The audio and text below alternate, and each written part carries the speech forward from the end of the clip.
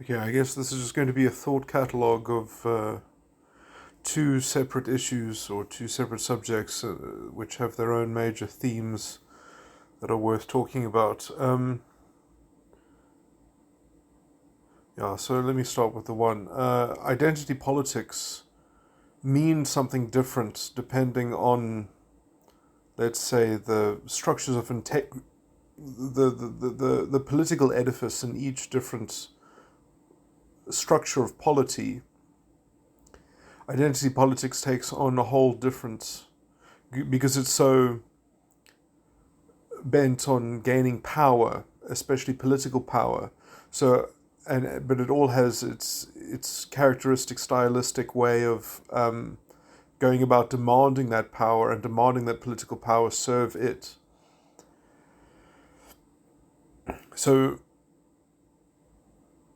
it's a very interesting challenge to different societies in different ways, in terms of how it's eroding integrity and withering things down into a kind of lowest common denominator of its very simplistic, oversimplistic drama. Uh, you know,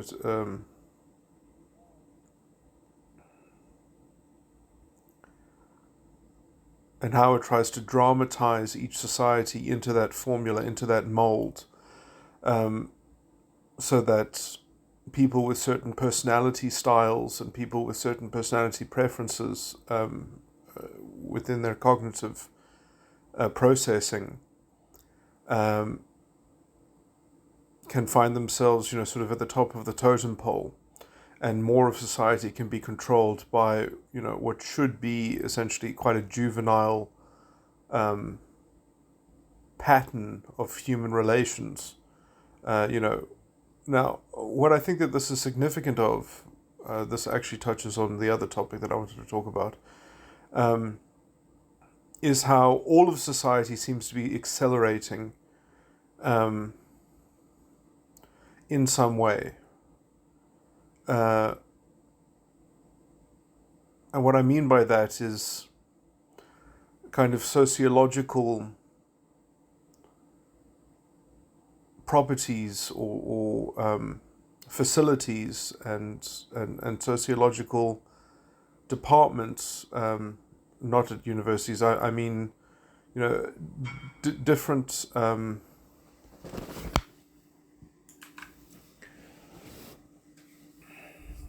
different parts of society that serve different functions for different personalities, and that are also just needed for human life, and that we've developed with, the human individual has developed alongside society, and society has developed sociological organs, as it were, which and you see the same organs in different societies, in slightly different relationships to one another, in slightly different levels of importance and status, and intermeshed with politics and other things.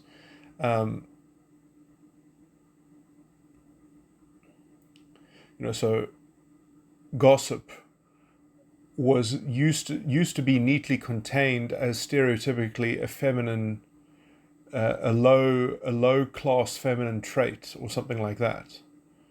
And so men that did gossip could, it could be said of them that they're feminine, and that would be a way to control the problem,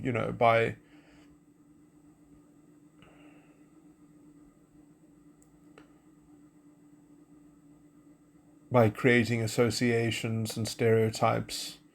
But now gossip, I would say today, is most commonly represented by Twitter. I've jokingly said, that Twitter is where you end up when you haven't learned the virtue of temperance. If you don't understand temperance and you haven't cultivated that virtue, then you will be overrun by Twitter. Because there's, with that kind of character limit, there's not much communication that you can really do. You can sort of make a slogan, and if that slogan isn't representative of a kind of of a mature philosophy, you're going to be caught up in some quagmire. You're going to be caught up in some kind of ideological conflict or something like that. So you kind of have to use Twitter artfully, otherwise it's going to completely, you're going to have mental investments into things which are going to be unsustainable or indefensible. So you have to let go and develop temperance at some point, or at least work out that there's a limit in communication, that communication can't be precise and perfect. That context will always break it down at some point. And so, you have to sort of supply enough context, which is a kind of artful measure. But when you're broadcasting in a kind of lowest common denominator mentality, which I would say is also exacerbated by identity politics, thinking that everything should have an objective quantity, an objective, or that somehow qualitative meaning can be quantified into an objective substance.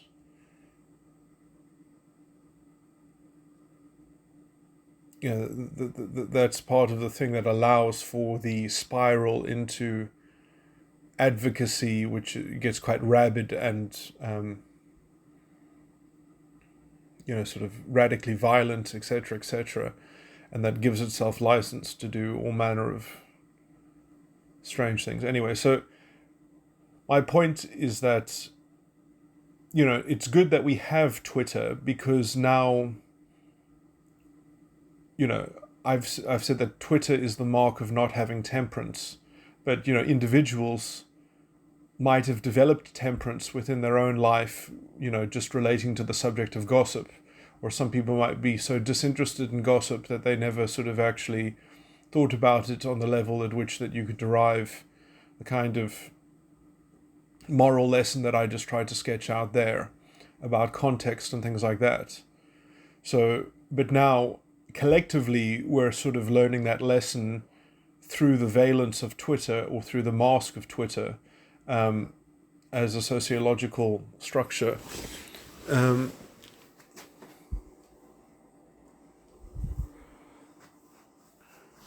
So there's a kind of collective knowledge that is perhaps being aggregated. And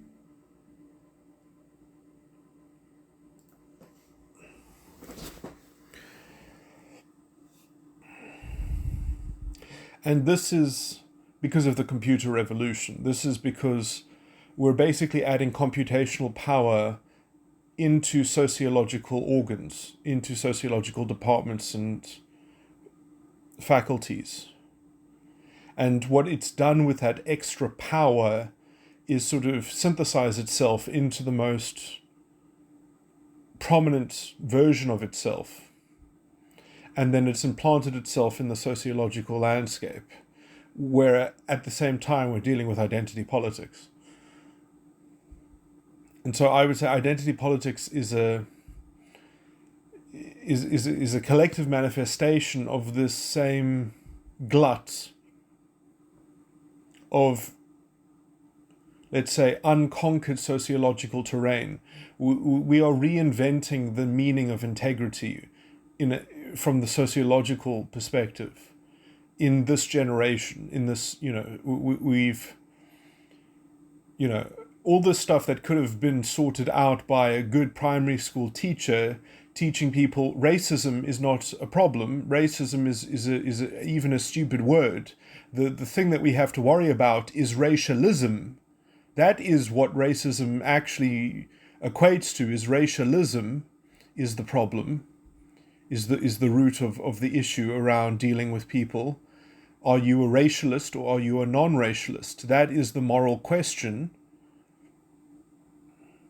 But now, because, racism can mean whatever you want it to mean, you can just kind of project into it, because people are taking on sociological imagination, in their counterfactual histories and in their idea of what their identity is owed, and all these weird valences that allow people to engage in a kind of envy, which then they can translate into their jealous identity. so that they can ideologically convert envy into something that their identity is jealous that it's been stolen from the identity.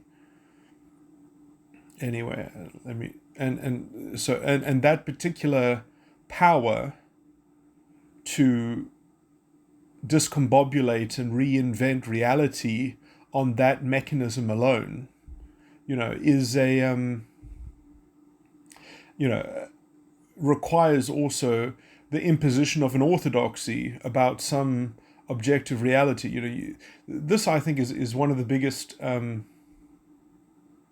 What I'm about to say is one of the biggest critiques that one can. That I haven't found a good way of making it, perhaps, of making this critique. But I think a good criticism against identity politics is how arbitrary it is about what it demands be respected as the truth or objectively correct or something like that.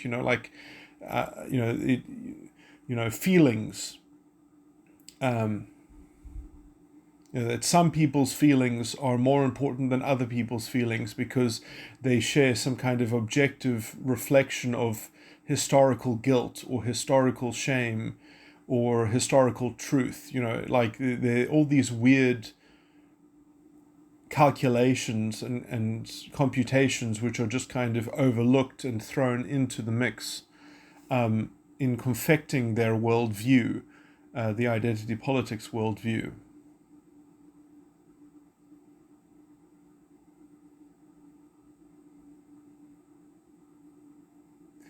Anyway, so these cancers on the mind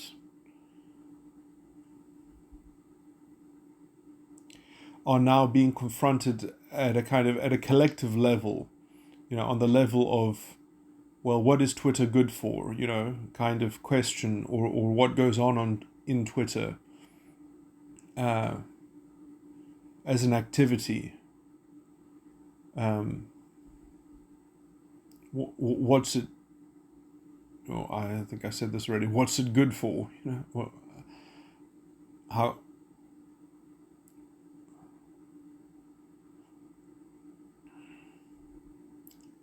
From the point of view of a mature outlook. But I guess you don't have to have a mature outlook if you're just a partisan in a kind of ideological war in which you are representing the victim against some kind of aggressor or some kind of, the narrative identity politics sucks people in and, sort of vortexes their soul to the point of,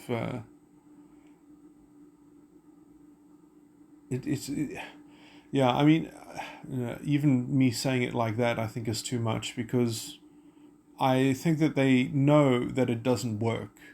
They know that it's a psychological crutch, as it were, of turning envy into jealousy for their identity, and then living vicariously through the identity, and therefore gaining access to a kind of group truth, so that they can kind of use that as a new religion, as a worldly religion, which it quite in fact is. It's exactly the sort of the description of the Antichrist in the scripture, whereof ye have heard that it should come, and even now already is it in the world.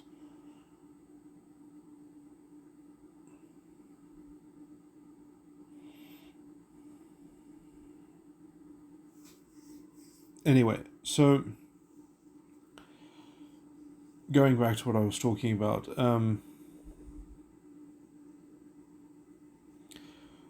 this kind of sociological acceleration, which is being fueled by computational power and having computers and devices which allow us to see at the level of pattern recognition what's going on in these structures. Because we've never been able to map sociology until we had a device that had a representative of our input and output.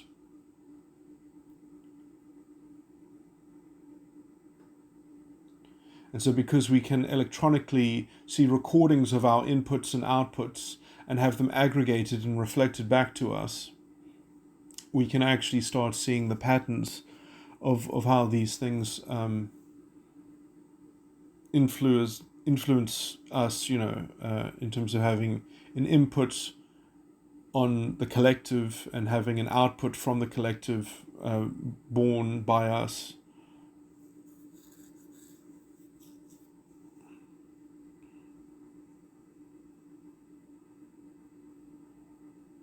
And records of what things we are taking notice of, what things we are reacting to, as it were.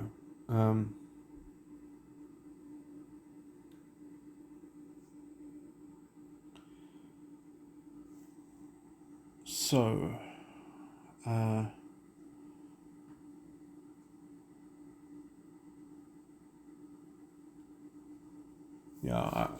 we are sort of rebuilding society out of integrity in the modern zeitgeist, which has kind of rebirthed itself from a kind of tabula rasa, or from the fire of identity politics, which has, which is a kind of a destructive steamrolling, of just any nuance and any detail that hasn't been able to sort of fight for itself and survive the fire and to walk through the fire. So, being fireproof and having fireproof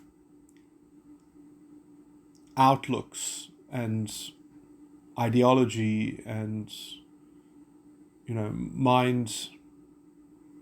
mental states and or characterological structure, having an integrity that's fireproof, and all the things in the society that doesn't have a fireproof integrity, it just gets taken away by identity politics. Now, this leads me back to, what identity politics is doing in South Africa, which is different to what is happening around the world. Because around the world, identity politics is is purely, quite directly, a sociological phenomena, if I can put it like that. Whereas in South Africa, it's actually a constitutional crisis. Identity politics has very clearly placed South Africa in the status of a constitutional crisis. And this is quite a complicated, it's not actually that complicated, I guess, but where the courts themselves, the judiciary, has basically bought into racism being defined a certain way in this ideological identity politics kind of way that allows them to reinterpret the Constitution and completely ignore simple language and the meaning of simple words like non-racialism. Non-racialism means something, but now it's taken on a whole different meaning in order to accommodate the political corruption, essentially. And part of that political corruption has been implanting judges who will go along with allowing the political corruption to continue via the corruption of the wording of the Constitution itself. So we should have been protected from the levels of corruption that we have seen because of the protections and the guarantees of non-racialism in the South African Constitution. But those have been radically reinterpreted, and democracy has taken on a completely different valence. We no longer live in a liberal democracy in South Africa. We live in a subverted democracy. That liberal aspect has been diminished because of the gerrymandering of the wording of the Constitution. We no longer live in a liberal society. We live in a society that's been dominated by racialist ideologue filth, and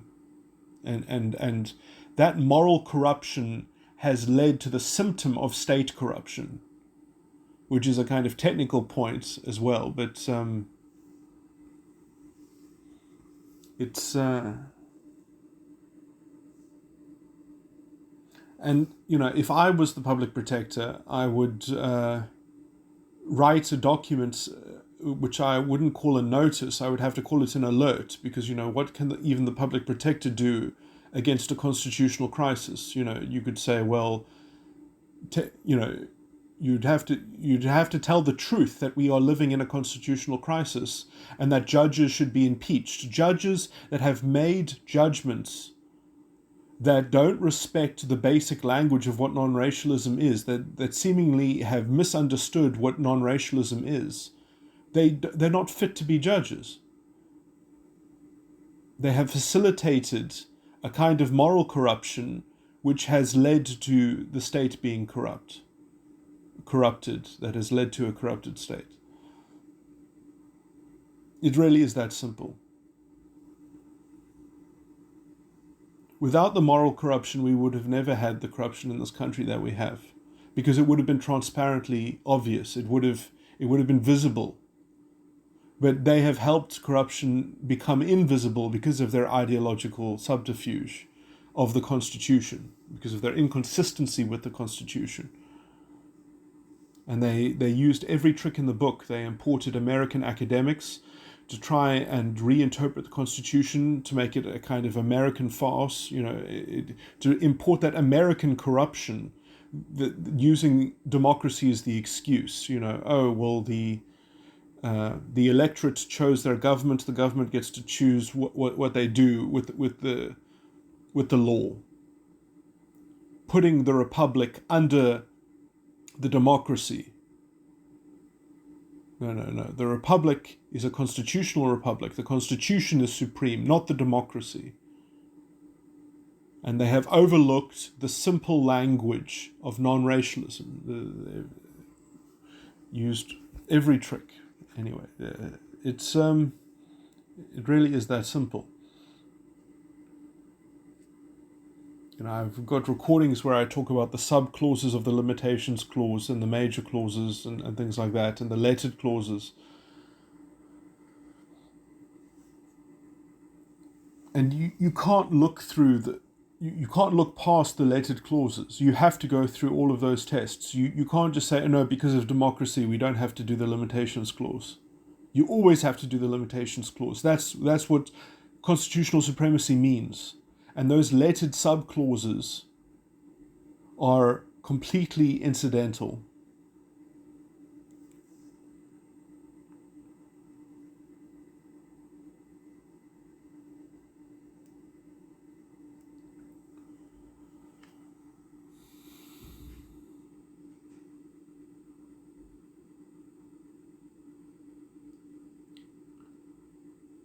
Anyway. So South Africa is the only country that actually sits with a broken political system, a broken republic, because of identity politics. And this, isn't understood by foreigners. It isn't, perhaps it's too sophisticated, because the political situation is just so far compromised. It's so far gone. It's so corrupt. And we haven't had very clear messages from the opposition making this point that I'm making, this principled point standing on the Constitution, because maybe the Constitution isn't popular enough, or maybe this point is too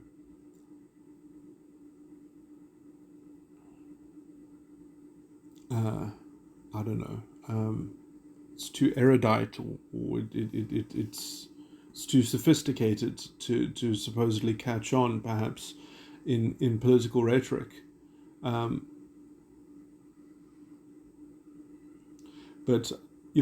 the system has been discredited and weakened, and it needs to regain its integrity, because it actually has real integrity. The South African Constitution has real merit and real value, but it's been tarnished and its integrity has not been reclaimed.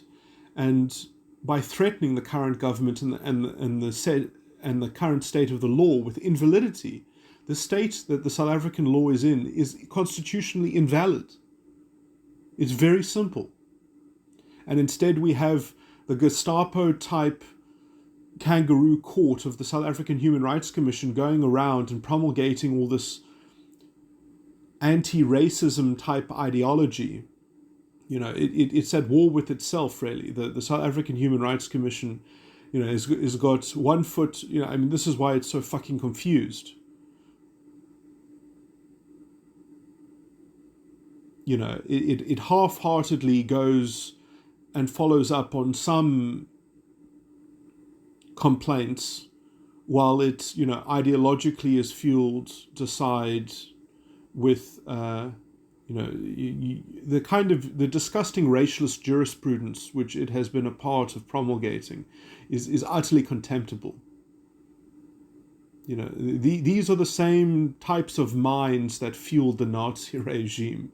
These are modern day Nazis, in terms of their mentality, in terms of their bias, in terms of their prejudice, in terms of their just disgusting, filthy minds. One can only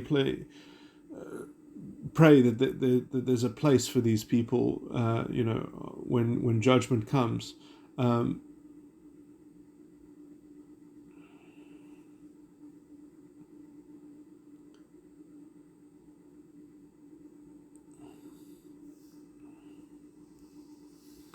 But yeah, this is perhaps the lower level debris that has been caused by the exploding of the South African Constitution, and it has exploded. It has, and no one is picking up the pieces in name. No one. There are people who are picking up the pieces, but they're not saying that that's what they're doing. They're not saying, no, it has been exploded. What the current state of the law is invalid, is constitutionally invalid.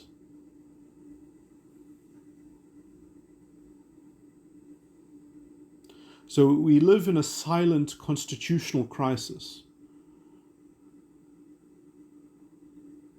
which puts everything at risk and on edge. And it's a slightly different position than the rest of the world. The rest of the world is kind of living through a slow burn, where only half the society is, the identity politics people have had to make much further inroads in other societies in order to threaten the political structures in their own particular way. Like the identity politics people in America have to kind of make a political movement, and they have, in how the Democratic Party has adopted their ideology, essentially. They have to have an ideological vanguard, essentially.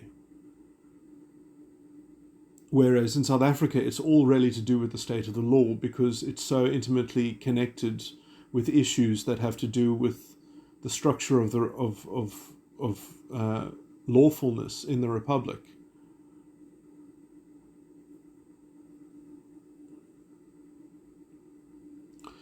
So we live in a broken system. Other people's systems are breaking, but integrity actually had to be broken in South Africa for this shit to fly, for this corruption to fester and grow.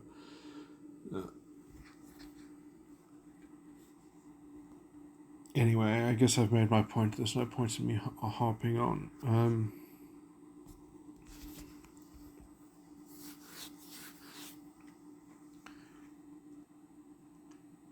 But I guess it comes at a time in which so much of society is being reinvented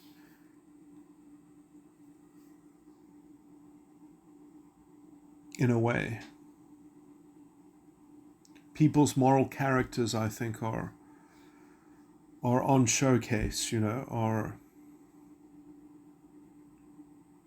we have the technology now, essentially, for people to exude themselves in terms of their depth and their moral fiber and integrity. And people can do this with just, their own spare time, using their own device,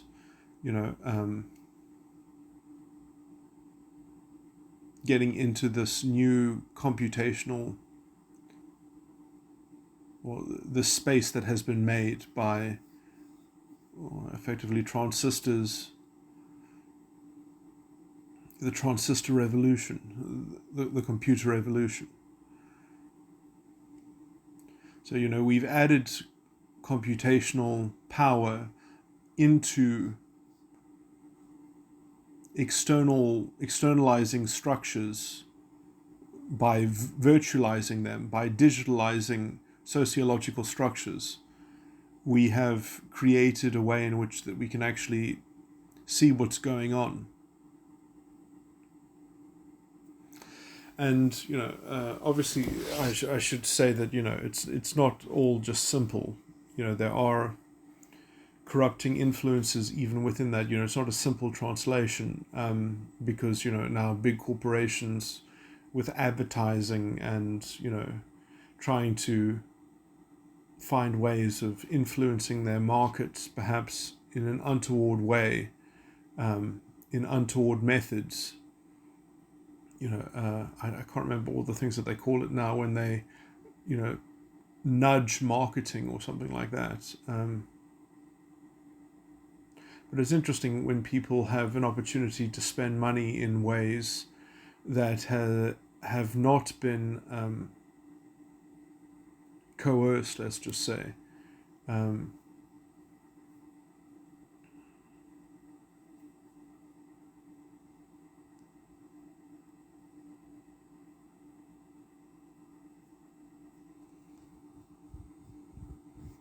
And I'm trying to get around making a separate point on a separate issue, but the issue of games, I guess. All of life is a game at some point. What is the game that you want to play?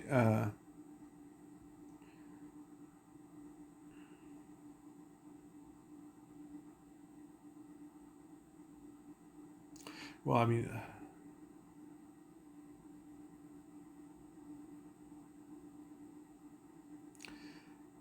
a game is just a nice way of being able to reframe reality in a way in which you have an internal locus of control over everything that's going on, so that you can actually take 100% responsibility for the actions of your game piece, of your avatar, in how you have constructed the game. Because if you've constructed the game, then you really are taking 100% responsibility. So reframing things as games is really quite an empowering faculty that allows you to see how you're choosing and deciding to do things. The character of your decisions, the character of your choices.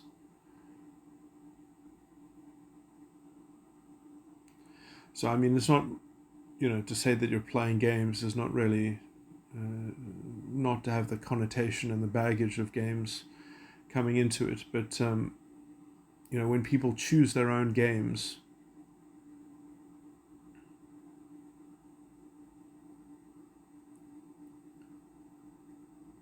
and they're not into some kind of addictive loop. I mean, because I guess that's...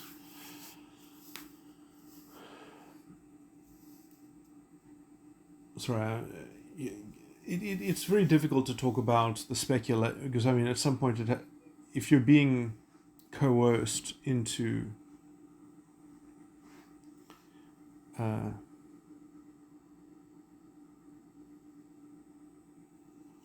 having your choices altered because of how the algorithm is feeding you different results.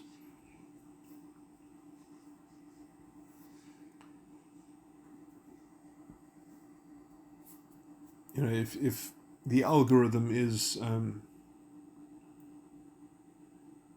being psychologically gamed at forcing you to react, then you're not playing a game that you have contracted into playing. And I think that that's the basic essence.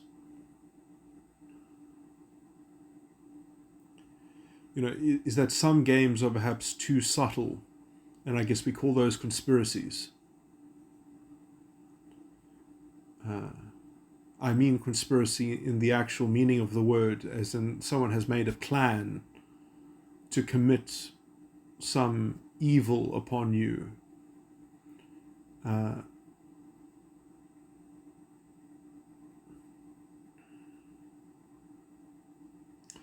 Yeah, I tend to look at problems ignoring conspiracies because you can only ever speculate as to their contents.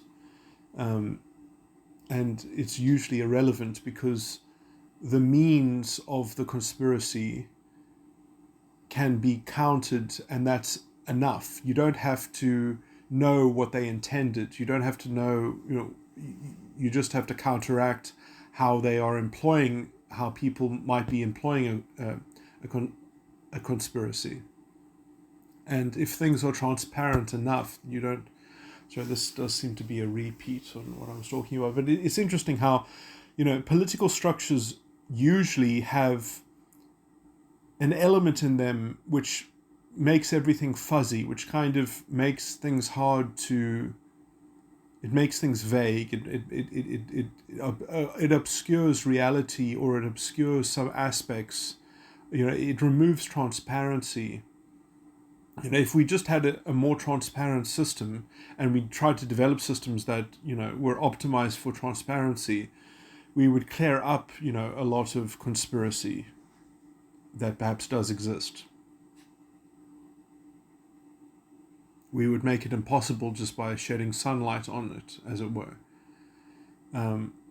This is why the co-option of journalism in the modern era, or at least the uselessness of journalism in the modern era, at least mainstream journalism. So much of journalism is just sort of pulp trash.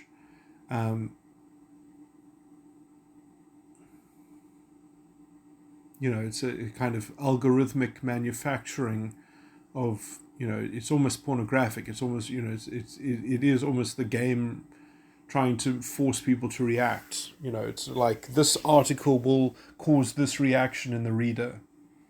It's intended in that kind of psychologically subversive way of relating to somebody else, not treating them as an end in themselves, not really informing them as someone with an internal locus of control. This is another sort of major theme of the people that we're sort of up against in identity politics, is that, they are completely embedded in having an external locus of control, and that's how they see the world, and they are supposedly trying to make that come to an end. But I think that that's a game that never gets won. You either from the outset allow yourself to be self-owned and self-contained and sort of self-responsible,